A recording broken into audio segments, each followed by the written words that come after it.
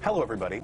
Welcome back to WSAV.com and the WSAV Facebook page. You are along for the ride with us today as we visit all 6 of the Coastal Heritage Society museums that are now back open with regular hours after being shuttered and having some irregular months under the COVID pandemic. So we are excited to, well, they are excited, I should say. I don't work there.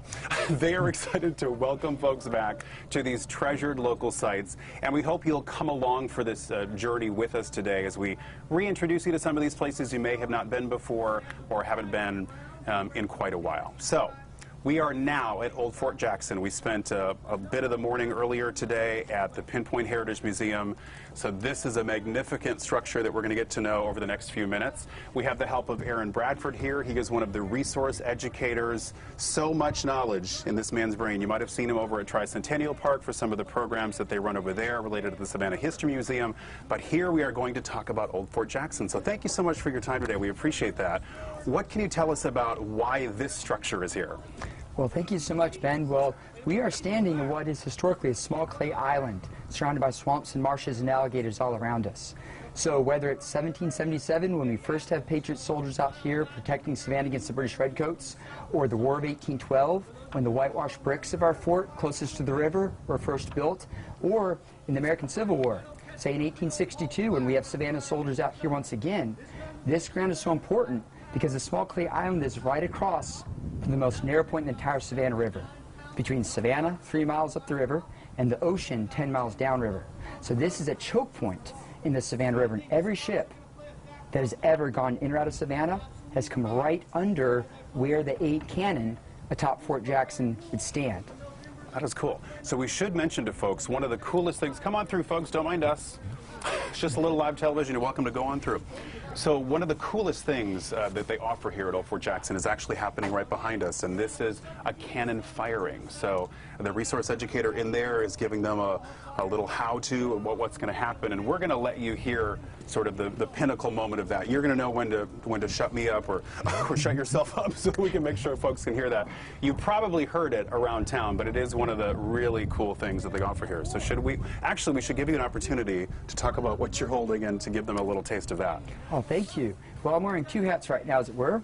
On my sleeve is the rank of First Sergeant, because in a company, which is on paper 100 soldiers, you have 1 First Sergeant. And the job of the First Sergeant in the American Civil War is to basically run the company and to support the officers, but also to oversee the enlisted soldiers. So a very important job, almost one of the executive officers of operating the company. However, I also have a very fancy buckle on. I've got a harp on my belt buckle right here because I'm also wearing the hat of a musician. Because every command we have in the Army by voice, there's a command for that on the drum. Because on a loud battlefield, you can't hear an officer shout, but you can still hear this drum. So whether it's time to wake everybody up, or whether it's time to assemble everyone together to get their medicine, such as quinine to ward off the malaria, or it's time to assemble, or time to eat your breakfast, you've got your general calls. You can also keep your soldiers in step with different marching cadences, and you can even tell your soldiers the precise moment when to pull the trigger or when to pull the lanyard, when to fire. You just heard the voice command. We can give that command much more effectively by using the drum. So what I will play right now, if you like, is I will simply play the assembly. This is what we play to call all the soldiers together to assemble. And this is a timer because if anybody is not in formation by the time the drum call ends, the First Sergeant is also in charge of discipline. And we can be very creative in ways to enforce discipline. But here is the assembly.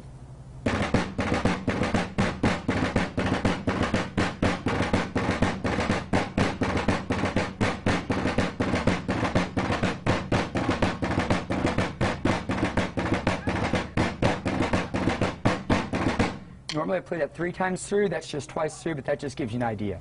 That is cool. I bet a lot of parents would want that at home. All right, are we getting close to this moment, or should we We are journey getting close. What we can do is we'll march, well actually we'll come right up ahead a little bit.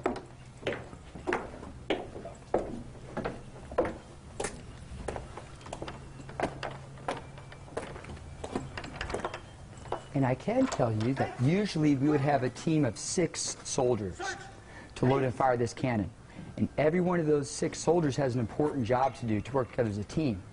However, because of the heat or because of being shot at in battle, we don't always have a full gun crew to load and fire this cannon. So every person on this gun crew has to be able to do every one of those 6 jobs. So if someone passes out or someone's hit, you can double or triple up to keep the gun in action. Now, if we had a full 6-man gun crew, we could load and fire this gun every 15 to 30 seconds. But we don't always have a full gun crew. But the gallant Ordnance Sergeant Childers, you see the stars on his sleeves above his stripes. His job is to oversee all the types of ammunition in this company. But he is able to load and fire this gun single-handedly. So he's rammed the gunpowder to the back of the tube. He now takes out a brass wire to punch a hole in that bag of powder and to keep it in place, because he's got to move the cannon so we can fire through our wall, not into our wall.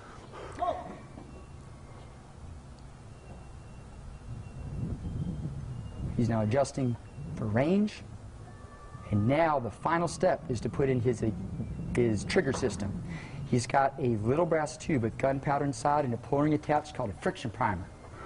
When he puts that in the open bag of gunpowder in the back of the cannon and then pulls that lanyard, the friction, like when you strike a match, will ignite the match-like chemical to travel inside and ignite the main charge of powder.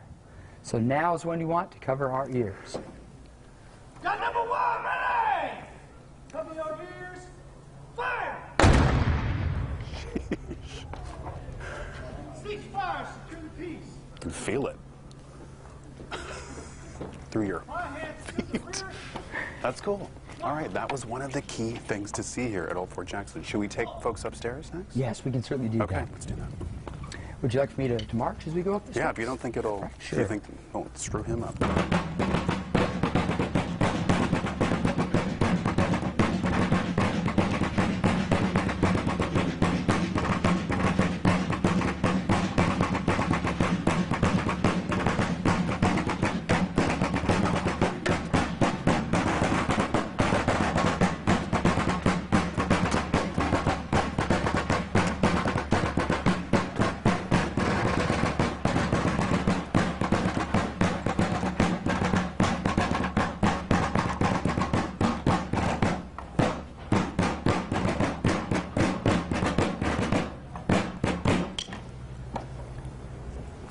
All right, now Ben, you notice what a tempting target that is. Yeah. And this We are in range. This is impeccable timing, because you see how close that ship is coming to our guns. Now, even though in 1862 all 8 of our cannon are smoothbore, which means that they're smooth on the inside, and that round cannonball wobbles going in and wobbles flying out, we say we can hit the broadside of a barn at about a mile away. And if you look up the river, you can see that giant red and white tower there in Hutchinson's Island. That tower is 8/10 of a mile from us right now. So beyond that tower, we can hit a barn or ship-sized target. And just beyond that tower, further, you see the spires of Savannah, 3 miles from where we're standing right now. But right across the river from us here is the great state of South Carolina, which is half a mile. That is point-blank range for our guns. And so these cannons that we have up here, these are replicas of some sort, but are they pretty close? I'm so glad you mentioned that, Ben, because if you look right above, right here, notice the year on the right trunnion of our cannon, 1824. She is an original. Wow. Model 1821 Seacoast gun. And the style of cannon is known as a Columbiad. So we know that she actually was on a frigate, the USS Potomac, and she participated in the siege of Veracruz in the Mexican War. Wow. She was then captured by Virginia militia up there at the Gosport Naval Yards, right about when the war was starting. And then she was brought down here, and she served in the western defenses of Savannah, eventually when General Sherman was coming in from the back door. So this is a veteran, and she was used to defend Savannah, just not here at this fort. Wow. But this is the exact same type of cannon that we had here at our fort during the American Civil War. Now, hypothetically, if you needed to use this, could she still fire? Yes, she can. Now, if you look right over here, this just gives you an idea of the size of cannonball that she fires. Now, we actually from time to time, excuse me, will fire this cannon. Usually it's on holiday weekends for special occasions. Okay. Now, in case we're alarmed, we've reinforced the inside of that metal tube with a stainless steel sleeve. Okay. So when we fire, the original part of this historic artifact doesn't have hardly any force to speak of. So we definitely don't want to risk this beautiful cannon. But the tube is original, and yes, she still fires. So I'm curious about kind of how this came to be the museum that we can tour today. I assume there were a number of years where maybe it was not used, maybe it was in disrepair. Could you tell us about that? Absolutely. So after the American Civil War ended, the Army said by 1873, we need to upgrade this fort if it's worth keeping soldiers out here. However, we need much bigger cannon than this right here. And so what he did, or what the Army said, is that we need 3 10-inch cannon, which are bigger than the one over your shoulder, and 2 100-pounders. This is a 32-pounder, just to give you an idea. Okay. So what the Army did is they built that ugly shell magazine right there in the top of the fort to hold ammunition, but they said, wait a minute, if we actually put such big, heavy cannon up here and fire them, the fort will collapse. So that was the last improvement made to our fort in 1873. Okay. The fort was decommissioned in about 1904, and then it was abandoned for almost 100 years. So during that time, this place became a jungle. And there's a big old tree right on the corner. It was called the Captain's Tree. And in the 1950s, when they dredged the Savannah River, then you had 12-year-olds could bicycle out here with 22 rifles over their handlebars and camp out and shoot the snakes in the moat. That's some of the stories that we've heard from people out here. So this place is all overgrown. And in the 1960s, the state of Georgia came in and did some initial preservation work. But then, by the 1970s, they were considering handing this over to local industry for development. But that's when the Coastal Heritage Society was formed in 1975 to save Old Fort Jackson. Wow. And we've been operating it ever since. So we're owned by the state of Georgia, but we're operated by this private nonprofit organization called the Coastal Heritage Society. That is very cool. Now, I just want to point out something that they may not be able to see on camera, but this grass berm here is quite thick. Does this mirror the thickness of the walls below us, or there's a cavern underneath us of some sort? Yes, so there's a brick wall on the outside, and then there's a brick wall on the inside, and there is something like a cavern of dirt that goes down not too far because we've got the roofs of the casemates down below. But yes, we've got brick on the outside and then earth, and then brick on the inside. All right, where would you like to go next? Well, I'll tell you what, if you'd like, I would love to just show you just a simple example of one of the ways that not only can we fire these cannon, but before we fire the cannon, we can also give guests who come out here a better appreciation for what goes in to firing effectively. So for instance, if you want to be able to load this cannon, historically speaking, we would be standing on dirt. So the top of the wall would come up to about my nose. That'll give us more protection from being shot at. But to load this cannon, we have to put in the gunpowder. We would keep our gunpowder stored in that big brick building behind us where there's a door in the back side with a rope and pulley system.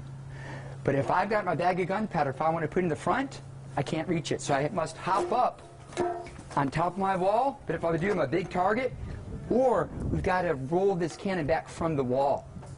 And so if you see the difference with the cannon over there, how that cannon is pulled back from the wall. We can roll it back from the wall and then take wooden chalks to slide between the axle and the track. So once we pull the cannon back from the wall, we can load, we roll the cannon forward, and then we have to aim. So I'll just show one simple thing right here.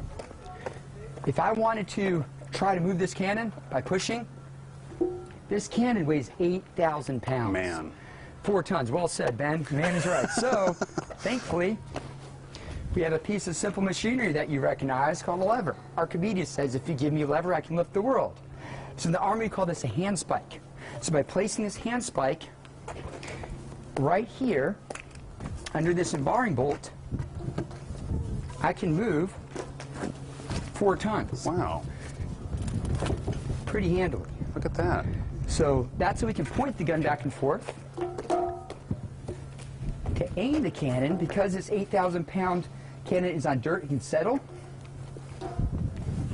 The gunner up here would use this device. This might look like something you've used to hang wallpaper before. Got a level. But this contraption is called a pendulum hawse. So when I place my pendulum hawse On the back of the tube, I can find my center point, and then I take a piece of chalk and make a little line. Once I've got my center point, I then take out a gunner's tangent. And you see the lines with degrees of elevation. The gunner would have a chart, say, all right, if my target is 1,000 yards, well, I need 3 degrees of elevation. And they can put that right over the chalk line. So now the gunner has a back sight, and the front goes on the target. And so that's how we can adjust for range. But once I know where I need to be, I can use this simple machine, a screw. And right now, I am lifting this 7,200-pound tube with the flick of my elbow right there. Wow. Takes a little work and can use some more grease. But these are 2 wonderful examples of ways that we can show students and we can show guests the power of simple machinery. You're kind of learning the science behind it all, too. It's not just, you know, point and shoot. Absolutely. It's not just point and shoot, and it's also not just names and dates. So the STEM, science, technology, engineering, mathematics, there's a lot that goes into this, and this is a wonderful way to illustrate the application. Because growing up, I didn't like math very much. I liked history, but when you come here, you can appreciate why all those things are vital to be able to be proficient out here. See, my 5th grader just asked me that today. Why do I need to know this math? Yes. Here's why. Now, I would imagine also that they would have had to do all this incredibly quickly. I mean, if you have incoming fire. You're absolutely right. So if we had a 7-man crew, we're expected to load and fire this cannon every 1.5 to 2 minutes. Okay. Wow. And that's our firepower. So if we have 8 ship killer cannon up here, every 1.5 to 2 minutes, that's why we're here. And so even though we only fire this gun on rare occasions, for guests to come here to just appreciate the main reason why we're here, which is to defend the lifeblood of Savannah, because Savannah's always lived and died by her river. Right. And the only way to do that is with heavy artillery, with ship killer cannon. That is so cool. So we want to give, have we given people sort of the scope of this place, Art, too? If you're looking down from above, this is sort of the, I'll call it the middle. I'm sure you all call it something. Oh, yes, yes. So we call it a parade ground, because if you can try to imagine, on paper, we're supposed to have 150 soldiers out here. And the pavilions you're looking at, you can maybe see the brick outline on the ground by the edge of the shadow. That's the original foundations for the brick enclosed barracks.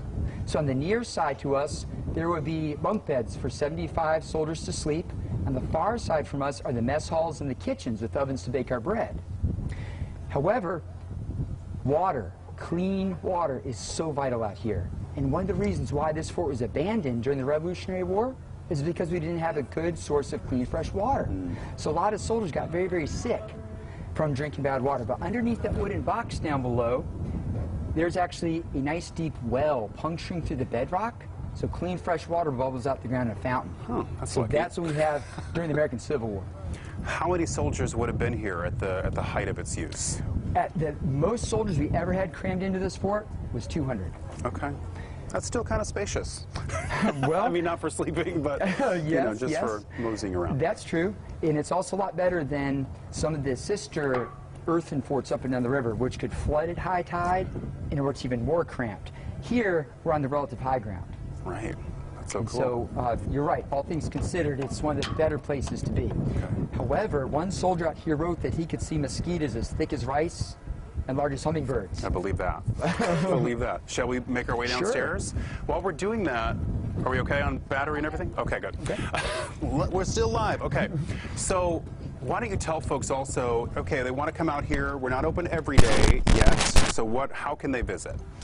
So our hours currently are from Wednesday through Sunday, from 9 a.m. till 4 p.m. Okay, Wednesday through Sunday. And about every day there's the educators are on site, and you're doing some sort of talker program on a lot of those days. That's correct. We make sure that we have daily cannon firing programs, which start at 11 o'clock in the morning. And then in the afternoons, usually, we do one at 1:30 and then do another at 2:30. Okay. So we'll share some history, and then we'll end with the bang. Okay. So are there folks watching a live stream that are expecting to see like cannonballs out in the marsh here? Because that's not, it's a blank. We can reassure them. That is right. Exactly. That is cool. So the cannon that was used to fire today, what can you tell us about that piece of equipment? Yes. So she's a reproduction of a model 1841 12-pounder mountain howitzer, and we're supposed to actually have a total of 8 cannon to protect the side and back of our fort. And you also notice the windows in our wall for rifles. So if we're attacked from the back of the fort, we can fire rifles straight, but then because the corners of our wall stick out, we can fire a cannon like this down the whole side and back of our fort. That's cool. We're supposed to have a total of 8 cannon, but in the South we don't have a lot of foundries to make cannon. So you have to beg and plead just to get 1 out of the 8 guns we're supposed to have. But we've got a mountain howitzer now altogether. She weighs 600 pounds compared to 8,000. And so the idea is we can quickly get her to wherever she's most needed. Now she can actually fire a howled out exploding cannonball out to about 1,000 yards. But if the enemy gets really close, charging at us with their bayonets, she can fire a tin can with 148 musket balls inside called canister. And anyone in front of that canister close can be turned into a cloud of pink mist. Oof. That's not ideal. So, do we want to make our way under this pavilion over here to wrap things up? Yeah. Sounds good. And we're still live, yes? Okay, all right. Here we go. So I know you accommodate, groups of all sorts, school groups and the like. I'm sure they're looking for something to do where they can spread out and be in the open air. Yes, absolutely. Now, we are mindful of the governor's directives that we're not to have gatherings of more than 50 people at a time. But thankfully, we do have a nice, healthy, open-air environment. And that is a wonderful thing that we have here. So in addition to practicing social distancing, we also are now demonstrating our activities. What we used to have, for example, wooden muskets. And so everyone could be shoulder to shoulder, just like the soldiers would learn and fight. But right now, we're not doing that. So we do, again, wish to practice social distancing, and that is one way that we do that. But if you've got a small group, we are able to accommodate that. And we also have multiple staff as well. So even if we have, that gives us flexibility. Okay. Thank you so much for your time today. We appreciate you and all we learned. Now that's just a taste of Old Fort Jackson. We're probably going to run out of batteries, so we should pivot on to the next location here. Right. But again, you can check that out on the Coastal Heritage Society website to learn about dates and times of their operating hours right now, and also get information about ticket prices and the like. It's right here on the Savannah River. It's very easy wherever you are, easy to get here from wherever you're watching in the region. So up next today, we're going to make our way to the Savannah Children's Museum, and we're going to get a look around there. In the meantime, we're going to cut off the live stream and check back here in a little bit for that.